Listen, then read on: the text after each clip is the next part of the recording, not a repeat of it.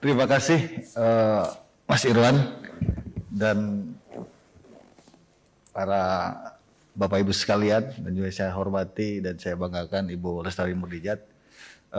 Tadi banyak hal yang sudah didiskusikan sebetulnya, tetapi yang paling prinsip saya melihat bahwa RUU Dikdok ini ada dua formulasi filosofisnya yang tidak boleh dipisahkan dan terpisahkan.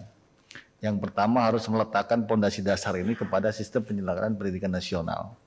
Karena itu ruh filosofis yang harus dibangun. Yang kedua kemudian terkait dengan masalah tanggung jawab negara dalam rangka mengakselerasi kesehatan.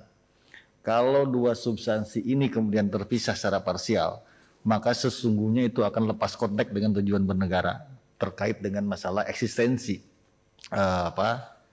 RUU Dikdok ini. Kan tadi secara parsial sudah dijelaskan problem-problem yang sangat krusial misalnya. Kalau Kakak Willy tadi bilang RUU Dikdok ini terkesan bahwa orang miskin tidak boleh jadi dokter. Dengan problematik yang tadi diceritakan, sesungguhnya misalnya biayanya mahal, seleksinya susah, bahkan setelah lulus pun masih dipertanyakan legal standingnya tadi. Agak cukup unik misalnya bahwa yang menentukan kelulusan itu adalah bukan lembaga atau institusi pendidikan, tetapi justru lembaga profesi yang melakukan yang harusnya tugasnya. Yang pertama adalah dalam rangka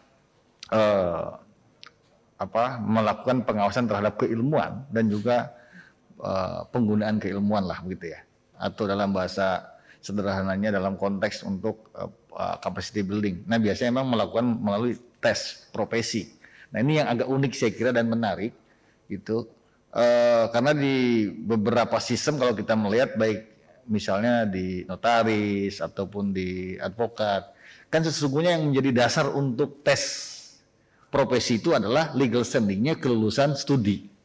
Kalau ini seperti terbalik gitu loh, bahwa kelulusan studi itu dasarnya adalah tes profesi, agak unik gitu, seperti ada lompatan yang saya kira tidak sistematis ini.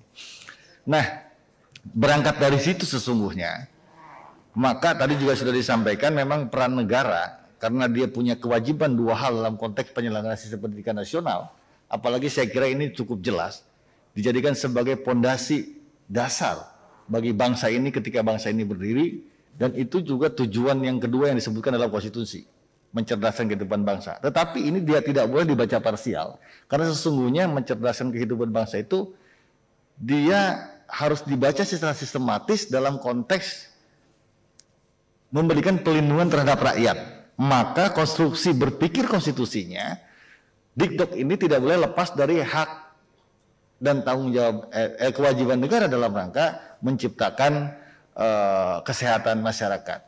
Maka kalau ini kemudian menjadi dua hal ini menjadi satu bagian dalam rangka membangun aspek filosofis RU ini, maka beberapa problem-problem tadi harusnya bisa terjawab. Misalnya tadi Bapak Ibu sekalian juga memberikan catatan dengan rasio dokter, lulusan, dan kemudian juga daya sebar dokter.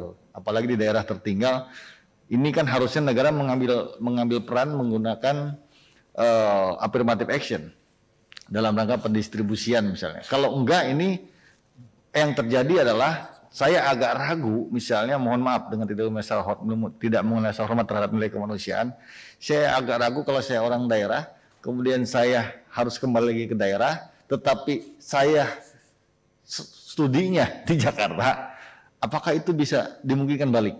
Maka memang harus saklek, ada affirmative action aja dari pemerintah, begitu. Dengan memformulasikan rasio daya sebar dokter.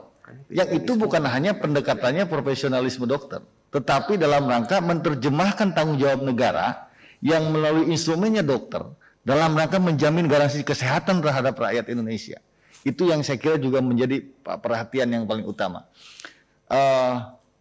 Kemudian yang selanjutnya adalah, ya karena ini menjadi tanggung jawab negara, maka formulasi konstitusi kita juga, kalau meletakkan Dikdok itu sebagai sistem pendidikan nasional, kan sesungguhnya ini dalam rangka penyiapan ke depan misalnya, memang negara harus berkewajiban menyiapkan infrastruktur, sarana dan prasarana yang cukup memadai. Gitu.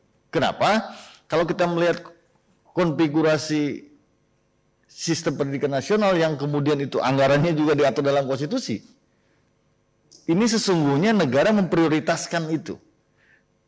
Gitu. Negara memprioritaskan bahwa pendidikan itu menjadi syarat atau modal dalam rangka pembangunan bangsa ini ke depan lebih baik, apalagi menyiapkan ke depan dalam yang saya kira kita tidak mungkin lagi menghindar dari persaingan. Dan tadi juga ada beberapa pertanyaan, mungkin nggak misalnya pendidikan kedokteran universitas luar sana nggak boleh masuk, padahal dalam undang-undang sistem pendidikan nasional kan boleh dengan pola kerjasama dengan institusi lokal. Ini kan sudah cukup sulit dihindari. Tadi juga Ibu menjelaskan bahwa sesungguhnya secara substantif memang kita punya hak untuk mengatur sistem dikdok dalam konteks internal negara ini. Tetapi yang harus diingat juga ada beberapa konvensi internasional, perjanjian internasional yang juga mungkin sudah diratifikasi, itu yang harus menjadi dasar rujukan. Nah, sehingga yang tadi saya katakan, yang pertama adalah letakkan dikdok ini tidak boleh terlepas dari dua substansi filosofis terkait dengan tanggung jawab negara dalam rangka mencerdaskan kehidupan bangsa melalui sistem pendidikan nasional. Yang kedua, bahwa sesungguhnya juga dikdok ini mestinya terkait juga dengan kewajiban negara dalam rangka menjamin kesehatan rakyatnya, yang sesungguhnya itu berkorelasi dengan tujuan bernegara yang pertama kali disebutkan dalam konstitusi kita di alinea keempat, dalam rangka pelindungan terhadap masyarakat. Gitu. Nah, itu mungkin catatan dari saya, Mas Irwan. Kalau terkait dengan tadi, apakah RUU Dikdok ini dengan praktek kedokteran ini bisa dijadikan menjadi satu undang-undang?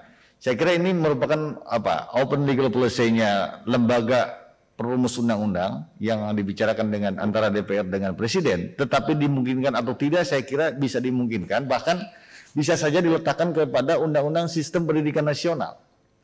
Karena beberapa substansi tadi juga sudah diingatkan oleh Bapak Ibu sekalian, banyak sekali misalnya di RUU ini yang bersifat teknis.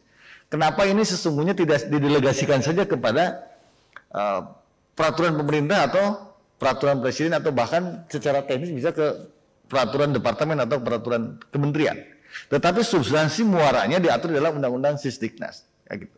Kan sebetulnya ketika ini lahir, RUU Dikdok ini ada kekhawatiran. Yang pertama dulu, ada kekhawatiran bagi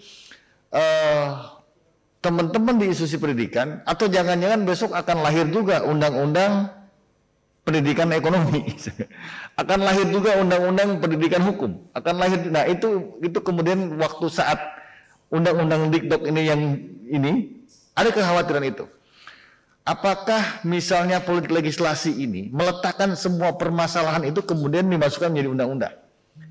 Pertanyaan kedua, bukankah ini akan kemudian menimbulkan permasalahan baru? Faktanya misalnya bahwa peraturan undang-undang itu pasti akan melahirkan sebuah kewenangan. Ketika bicara kewenangan pasti akan bersinggungan dengan kewenangan organ lain, termasuk organ pelaksananya. Sehingga pastilah akan terjadi birokratisasi.